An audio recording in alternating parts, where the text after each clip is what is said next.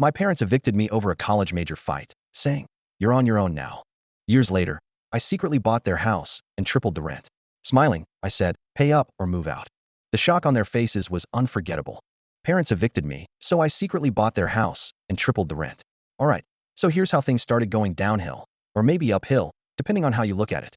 I was 22, trying to get my degree and working part-time at this little grocery store that barely paid me enough to get by. My parents, Tom and Linda, were always on my case, acting like my life belonged to them. They had this perfect picture in their heads of how my life should turn out, and they weren't shy about pushing me toward it every single day. They thought they knew better, but goodness, they had no clue what I actually wanted. So one night, we're sitting at the dinner table, just a regular Thursday night or something, and I'm trying to quietly eat this overcooked meatloaf my mom made. It was like chewing cardboard, but I wasn't about to say anything because they'd find a way to turn that into a lecture on how ungrateful I am. Anyway, out of nowhere, my dad, with his usual fake concerned dad voice, goes, "How's that business degree going?" Now, I knew this conversation was going to come up eventually, but I wasn't ready for it. My heart started racing, and I could feel my stomach drop, but I had to rip off the Band-Aid. I put my fork down, staring at the pile of peas I'd been pushing around my plate like a 5-year-old. About that," I started, my voice a little shaky. "I've been thinking about switching majors." The room went silent, like you could hear the clock ticking in the hallway, and that's when I knew I was in for it. Switching majors? My dad practically spits his food out. His face turned this weird shade of red that only ever happens when he's seriously upset. "Yeah, I want to switch to computer science," I said, trying to keep my voice steady. I felt like I was standing in front of a firing squad, though. Before I could even finish, my mom jumped in with her usual condescending tone. "Jake, thinking's never been your strong suit," she said with this tight smile, like she was making a joke, but we all knew she wasn't. That's how she gets her digs in, always wrapped in a fake laugh or a so-called joke. I just sat there, swallowing the anger bubbling up inside me.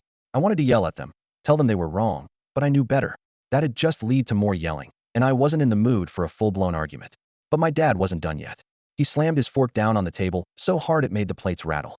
"Computer science? Are you out of your mind? Business is what's going to make you money. You're throwing away your future on some silly hobby." I tried to explain, "It's not a hobby, Dad. I'm really into it, and I think I could be good at it." "You think," he cut me off again. "Passion doesn't pay the bills, Jake. You're being reckless. You need to think about your future, not just whatever you feel like doing right now." My mom nodded along, of course, adding fuel to the fire. "You're not a child anymore. You don't just get to play around with your future." That's when it hit me. They didn't care about what I wanted, not one bit. To them, I was just this project they were working on, and any deviation from their grand plan meant I was messing everything up. They didn't even stop to consider that maybe, just maybe, I knew what was best for me. After dinner, I went up to my room, slammed the door shut, and collapsed on my bed. I felt like a weight was pressing down on my chest. I pulled out my phone and called Ashley. She was the only person who got it, who understood what I was going through. "How'd it go?" she asked, knowing full well how it went. "Like a total disaster," I muttered, rubbing my eyes. They totally freaked out when I told them. It was like I just told them I was dropping out to join a circus or something. She sighed on the other end of the line. "Jake, you've got to stand up for yourself. This is your life, not theirs. You don't owe them anything." I know, but they're my parents, you know? It's not that easy." "I get it," she said softly, "but you're 22, Jake. You're not a kid anymore. You've got to start living your own life, or they're going to keep running it for you." I sat there, staring at the ceiling, thinking about what she said. She was right. I was an adult now, and it was about time I started acting like one.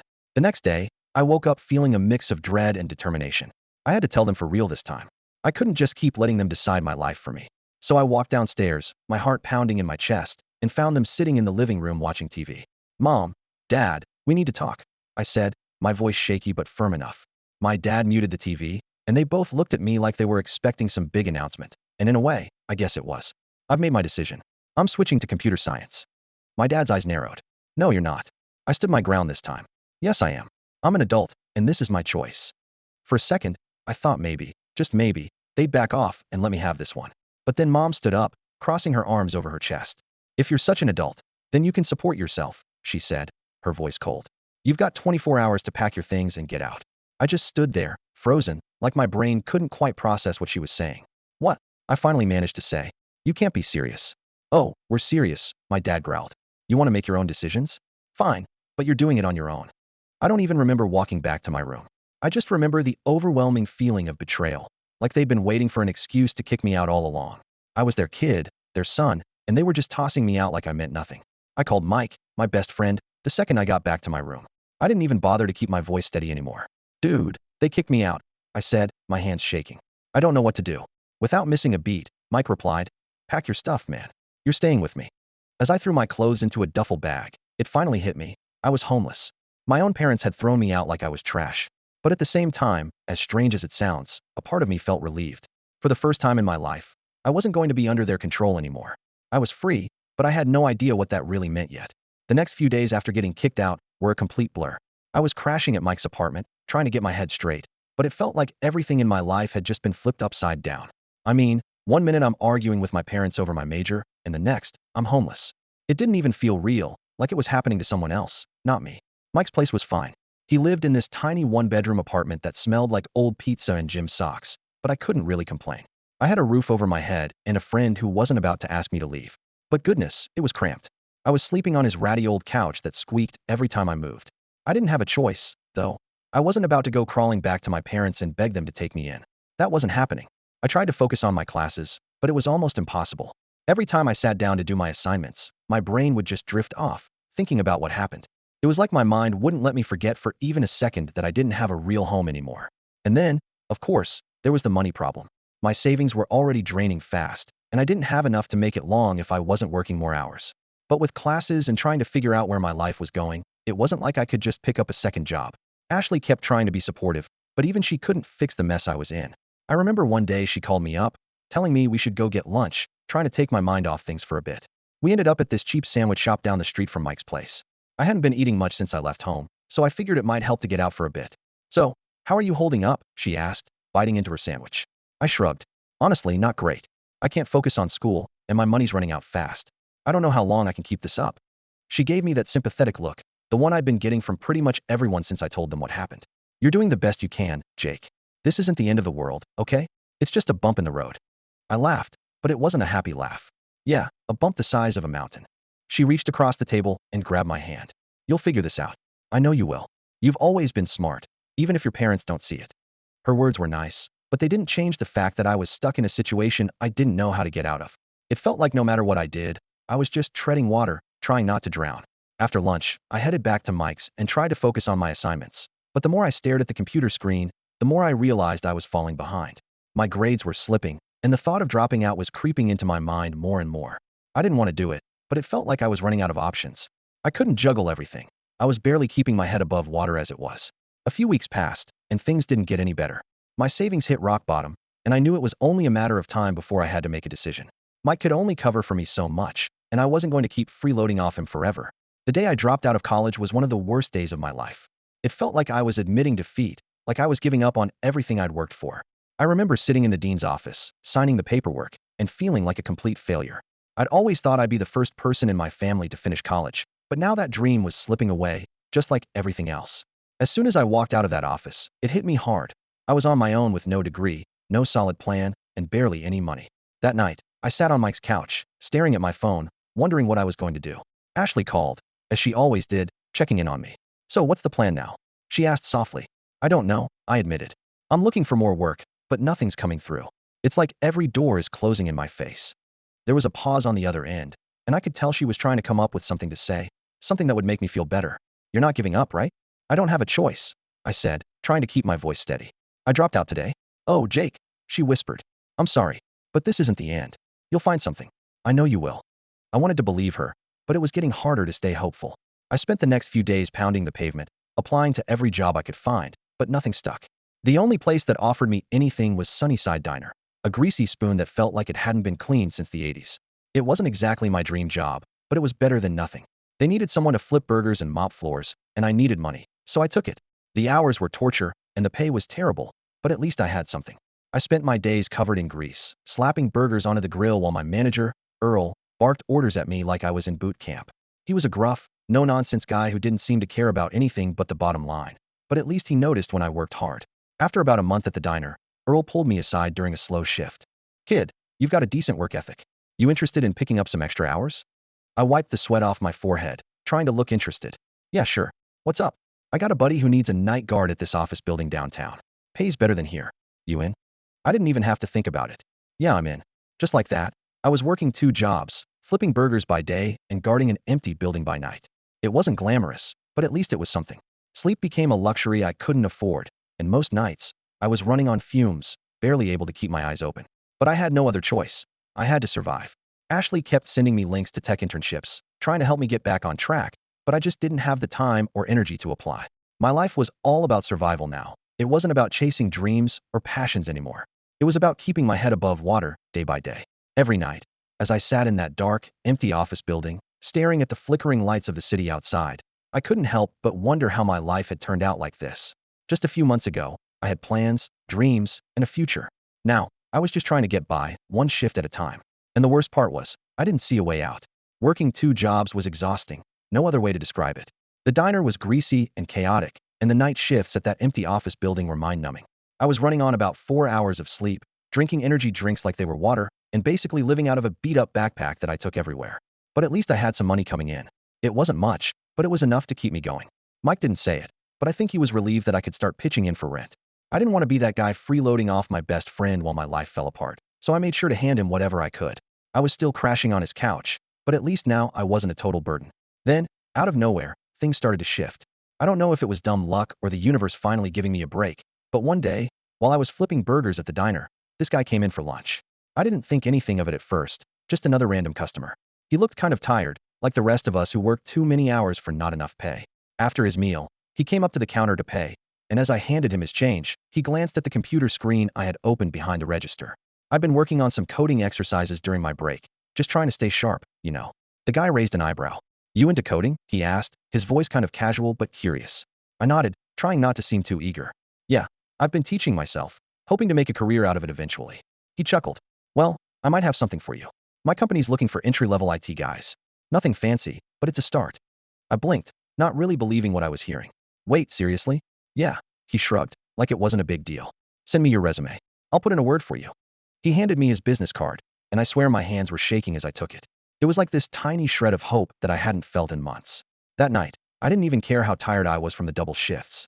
I went back to Mike's place, fired up my laptop, and worked on my resume. It wasn't perfect, but it was something. I shot the guy an email before I could overthink it, then tried not to get my hopes up. A few days passed, and I didn't hear anything back. Part of me figured the guy was just being nice, and I'd never actually get a call. But then, one afternoon, as I was sitting in that boring, empty office building during my night shift, my phone buzzed. It was an email from that company. I stared at the screen for a solid minute, too scared to open it. But when I finally did, it wasn't a rejection. It was an invitation to interview. I couldn't believe it. I'd gone from flipping burgers and guarding empty buildings to maybe, just maybe, getting an actual job in IT. The interview wasn't anything fancy. I borrowed one of Mike's decent shirts and took the bus to the office. It was a small startup, nothing flashy, but it felt like a whole new world compared to where I'd been. The guy from the diner, whose name I now knew was Trevor, greeted me at the door and introduced me to his boss, Tina. Tina was tough, but fair. She asked me about my experience, and I was upfront about the fact that I didn't have a degree, but I'd been teaching myself everything I could about coding and IT. I showed her some of the small projects I'd been working on, and she didn't seem too impressed at first. But then she asked me to solve a problem right there on the spot, something technical I hadn't done before. I panicked for a second, my mind racing. But then I remembered all those late nights I'd spent teaching myself, working through coding challenges just for the fun of it. I took a deep breath and got to work, trying not to let the pressure get to me. When I was done, Tina glanced over my shoulder at the screen. She didn't say much, just nodded and looked at Trevor. "He's got potential," she said. "Let's give him a shot." I didn't even know how to react.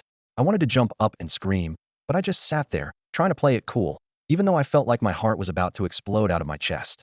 I started the next week as an entry-level IT guy. It wasn't glamorous, but I didn't care. For the first time in months, I wasn't flipping burgers or guarding some creepy office building at 3 a.m. I was actually doing something I loved. Tina and Trevor were patient with me, showing me the ropes, but they also pushed me to keep learning. They didn't hold my hand through everything, and that's what I needed. Nights were still rough, though. I was still juggling both jobs for a while, just to make sure I didn't mess up this opportunity. So I'd work at the startup during the day, then head straight to the diner or the office building after. Sleep was still a rare luxury, and most mornings, I'd wake up feeling like I'd been hit by a truck. Ashley stuck with me through it all. She was my rock, always sending me job links or checking in on how things were going at the startup. I don't think I'd have made it without her. Every time I felt like I was about to fall apart, she'd remind me that I was doing this for a reason, that I was building something for myself. After a few months of grinding, I finally reached a breaking point. I couldn't keep working 2 jobs and expect to stay sane. So I went to Earl, the diner manager, and told him I had to quit. He wasn't thrilled, but he understood. "Good luck, kid," he said, giving me one of those rare moments of sincerity. "You're a hard worker. You'll be fine." Walking out of that diner for the last time felt like a huge weight had been lifted off my shoulders. I still had the security job for the nights I wasn't at the startup, but at least I wasn't burning myself out as fast. As time went on, I threw myself into the IT gig with everything I had. I spent every spare minute learning new skills, taking on projects, and soaking up as much knowledge as I could. I wasn't just trying to survive anymore. I was trying to build something real, something that was mine. It wasn't easy, and there were days when I doubted myself, when I wondered if I was just chasing some pipe dream. But every time I got through a challenge or solved a problem that had stumped me for hours, I felt that spark again, that fire that had been missing for so long. And slowly, bit by bit, I started to see a future for myself again. Not the future my parents had planned for me, but one that I actually wanted. And for the first time in a long time, that felt like enough. A few months into the new job, things started to feel different, not in a bad way, just a way I hadn't felt in a long time. I was finally doing something I actually enjoyed, and I wasn't dragging myself out of bed just to survive another day at some dead-end job. The whole IT thing, coding, troubleshooting. Yeah, it wasn't glamorous, but I liked it, and it was mine, something I had worked hard to get. I remember sitting at my desk one afternoon, buried in some code, when my boss, Tina, walked over. She wasn't the type to beat around the bush, which I respected. She leaned on the edge of my desk and said, "Jake, I've been watching your work these past few months. You've got potential, but you're holding back." I blinked at her, completely caught off guard. Holding back? What do you mean? She crossed her arms, giving me that look like she already knew the answer but wanted me to say it out loud. "You've got the skills, but you're playing it safe. I see you sticking to what you know. You're not taking risks, not pushing yourself. You're comfortable, and that's fine, but comfort doesn't get you anywhere in this business." I didn't know what to say at first. She wasn't wrong. I'd been doing the work, sure, but I wasn't exactly going above and beyond. I guess after everything that had happened, I was just happy to be in a stable place for once, and I didn't want to mess it up. "Look," Tina continued, "you're good, Jake, but if you really want to stand out, you need to step it up. Take on projects that scare you a little. That's how you grow." I nodded, still processing what she'd said. It wasn't like I hadn't heard something similar before, but this time it hit different. This wasn't some lecture from my parents about how I was wasting my potential. This was someone who saw what I was capable of and was pushing me to be better. So I took her advice. I started volunteering for more complex projects, stuff I wasn't entirely sure I could handle. There were definitely moments where I felt like I was in way over my head, but every time I figured something out, that feeling of accomplishment made it all worth it. One day, Tina assigned me this big project for a new client. It was way more responsibility than I'd ever had before, and part of me was freaking out, but another part of me was excited. This was the kind of challenge I needed to prove to myself that I could handle bigger things. I spent weeks working on it. Late nights, weekends, pretty much any free time I had was dedicated to making sure it went perfectly. When I finally submitted the finished project, I felt like I'd just run a marathon. I was exhausted, but in that good way, like I'd pushed myself to the limit and come out the other side stronger. A few days later, Tina pulled me into her office. I sat down, trying to keep cool, but I was nervous. What if I'd messed something up? She didn't waste any time. "Jake, the client loved your work. They're moving forward with everything you suggested." I let out a breath I didn't even realize I'd been holding. "Really?" She nodded, a small smile on her face. "You did good. Keep this up, and you're going to go far here." I walked out of her office feeling 10 feet tall. For the first time in what felt like forever, I wasn't just surviving, I was thriving. I started to see a future that wasn't just about scraping by, but actually building something real. The more I threw myself into my work, the more I realized how much I'd been holding back, not just in my job, but in life. It was like this fog had lifted, and I could finally see what I was capable of if I stopped letting fear hold me back. It wasn't easy, and I made plenty of mistakes along the way, but each one taught me something, pushed me forward. Around that time, things with Ashley started to shift too. She'd always been supportive, but now she seemed proud of me in a way she hadn't before. We'd go out to dinner, and instead of me venting about my lousy jobs or money problems, I'd be talking about this new project I was working on or some cool thing I'd learned. And she'd listen, really listen, like she could see I was finally on the path I was meant to be on. One night, we were sitting on her couch after I'd just finished a particularly torture week of work. I was exhausted, but in a good way, and she looked over at me with this smile on her face. "You know," she said softly, "I always knew you'd get here. Maybe not in the way you planned, but you're doing it. You're making it happen." I didn't know how to respond to that. I mean, she'd been with me through the worst of it, through the days when I didn't even know if I'd make rent or where my next paycheck was coming from. But she stuck around, never once making me feel like I wasn't enough. Hearing her say that, it hit me how lucky I was to have someone like her in my corner. "Thanks," I said, my voice a little rougher than I meant it to be. "I don't think I'd have made it this far without you." She laughed, shaking her head. "You would have. You just needed a push." Maybe she was right, but having her there made the whole thing a lot easier to handle. Things started to pick up from there. Work got busier, but in a good way. I was taking on more responsibility, getting better at what I did, and people were starting to notice. Tina kept giving me more complex projects, and every time I finished one, I felt more confident in my abilities. And the money. Well, it was still tight, but it was getting better. I'd quit the security job finally, and while I wasn't rolling in cash, I wasn't worried about where my next meal was coming from anymore. For the first time in a long time, I felt stable, like I was on solid ground again. One afternoon, Tina called me into her office again. I sat down, half expecting it to be another big project, but she had this serious look on her face, one I hadn't seen before. "Jake, I want to talk to you about your future here," she said, her voice calm but direct. I raised an eyebrow, not sure where this was going. "Okay." She leaned back in her chair. "You've done great work these past few months, and I think you're ready for more. I want to promote you to a full-time position." For a second, I just sat there, trying to process what she'd said. Full-time. That was the dream, right? No more juggling jobs, no more scraping by. This was it. I don't even know what to say, I admitted, a grin creeping onto my face. She smiled back. "Just say yes." And of course I did. Walking out of that office, I felt this weight lift off my shoulders. All the stress, the sleepless nights, the self-doubt, it all seemed worth it now. I'd made it, maybe not in the way I'd originally planned, but I'd made it all the same, and that felt pretty great. Getting promoted to full-time was like stepping into a whole new world. I mean, for the first time in my life, I felt like I was doing something that mattered, not just for me, but for the people around me. I didn't have to worry about making ends meet or whether I'd have to pick up some lousy side gig just to get by. This was it, stability. But of course, life doesn't just magically get easy once you hit a milestone like that. Things at work got busier, like way busier. Tina wasn't kidding when she said I'd be getting more responsibilities. I was thrown into bigger projects, leading teams for the first time, and managing deadlines that felt impossible at times. There were days where I'd look at my to-do list and just think, how am I going to get all this done? But I pushed through. I had to. Every day was a challenge, but it was the kind of challenge I'd been waiting for, the kind that made me feel alive. Even though I was still learning, I was finally in a place where people trusted me to get the job done. That was huge for me. One afternoon, Tina pulled me into her office again. I swear, every time she called me in, I felt like I was back in school, waiting to see if I'd passed or failed a test. She had that serious look on her face, and for a second, I wondered if I'd messed something up. "Jake, I've got another project for you," she said, sliding a folder across the desk. I picked it up and flipped through the pages, scanning the details. It was for a new client, some big company looking to upgrade their whole IT infrastructure. A huge project, way bigger than anything I'd worked on before. My stomach did that little flip it does when you're both excited and terrified at the same time. "This is a lot," I said, trying to sound confident but not too cocky. Tina nodded. "It is, but I think you're ready. This is going to be a big deal for the company, and I want you to lead it." Let it. Those words hit me like a ton of bricks. I mean, I'd been working hard, sure, but leading a project like this? That was next level. "I won't let you down," I said, feeling the weight of what she was trusting me with. "I know you won't," she replied, giving me a rare smile before getting back to business. The next few weeks were some of the most intense of my life. I was basically living at the office, working late nights and weekends to make sure everything was perfect. My team was great, but the pressure was on, and I wasn't about to let anyone down. I couldn't. Ashley was a saint during all of this. I wasn't around much, and when I was basically a zombie. She'd bring me takeout to the office when she could, sit with me for a bit while I worked, and remind me to take breaks. "You're going to burn out if you don't slow down," she'd say, concern in her eyes. But I couldn't slow down, not yet. This project was everything to me, and I knew if I could pull it off, it'd change things, not just for my career, but for me personally. It was like I had something to prove, not just to Tina or the company, but to myself. I needed to show that I could do this, that I could rise to the occasion. The night before the final presentation to the client, I barely slept. I kept running over everything in my head, double and triple checking the details, making sure there were no loose ends.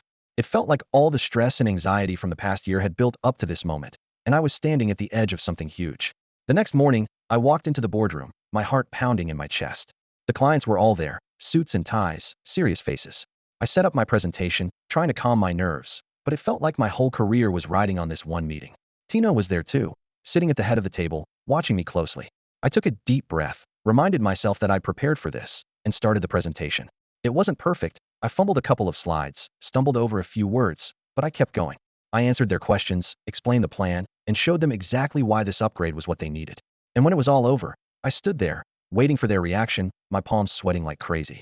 For what felt like an eternity, no one said anything. They just sat there, flipping through the documents, whispering to each other. My stomach was doing backflips, and I was half expecting them to tear everything apart.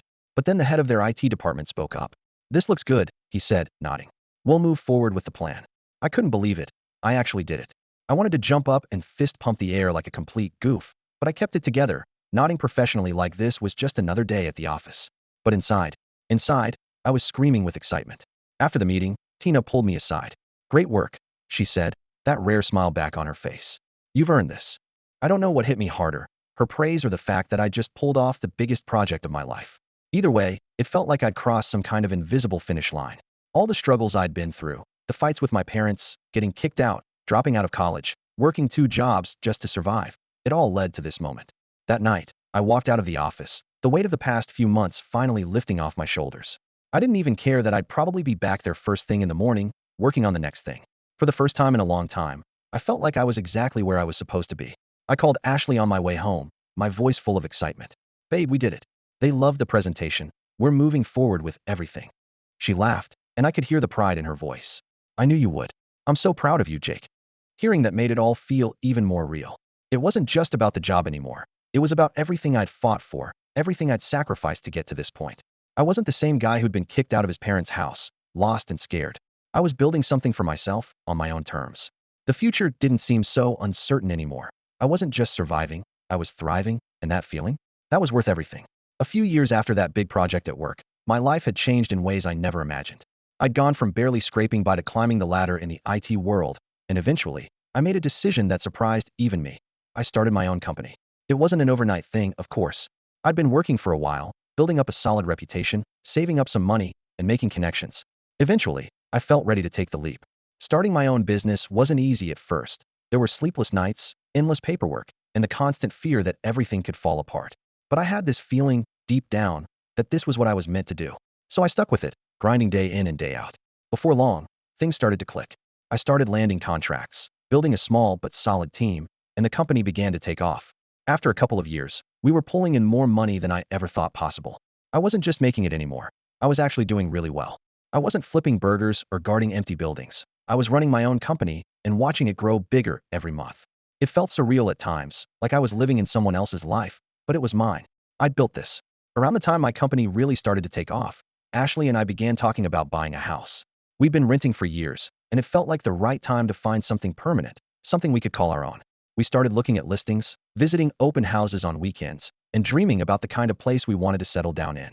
One day, I was scrolling through some real estate sites, and I saw something that made me stop in my tracks. The house where I grew up, the one my parents still lived in, was listed for sale. I couldn't believe it.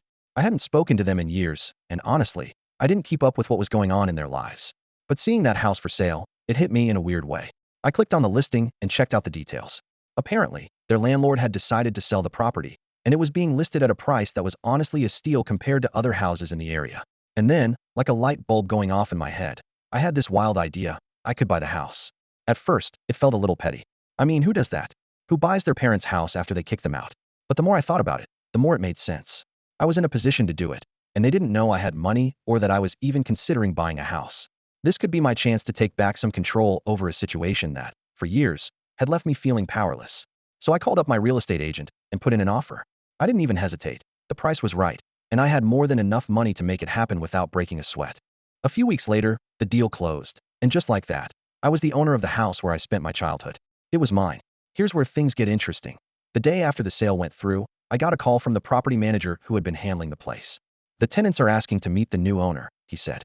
They want to discuss the rent and some issues they've been having. I smiled to myself. This was going to be good. I didn't tell them anything, of course. I just told the property manager to schedule the meeting. The plan was already forming in my head. When the day came, I showed up at the house, parked my car out front, and knocked on the door like I was just some regular landlord. My dad answered the door.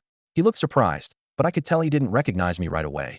It had been years since we'd seen each other, and I guess I didn't look like the same guy who'd left their house with a duffel bag and no real plan. We're here to meet the landlord, he said, looking confused. That's me.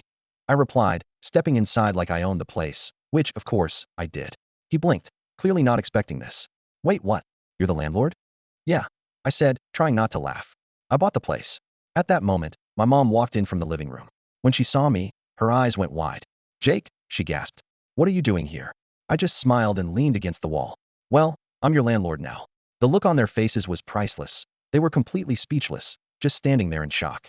I could tell they were trying to process the fact that the kid they kicked out all those years ago was now the owner of their house. It felt like some kind of weird justice, but I wasn't there to gloat. I was there to handle business. So, I said, breaking the awkward silence, about the rent. They both stared at me, clearly not ready for what was coming. I'm tripling it, I said straight-faced. My dad's jaw dropped. Tripling it? You can't be serious. Oh, I'm dead serious, I replied. You see, property values have gone up, and I've got to make sure I'm getting a fair return on my investment. So yeah, the rent is going up a lot. My mom tried to reason with me, her voice shaky. Jake, we can't afford that. You know we can't. I shrugged. That's not really my problem. You can either pay the new rent or find somewhere else to live. It's up to you. It was harsh, I know, but I wasn't going to back down. They'd made their choice years ago when they threw me out, and now it was my turn to set the terms. They stood there, stunned, probably realizing that they didn't have much of a choice. With their credit shot and no real options, they were stuck. After a few minutes of awkward back and forth, I told them I'd give them some time to figure things out and walked out the door. As I got into my car and drove away, I couldn't help but feel a weird mix of emotions.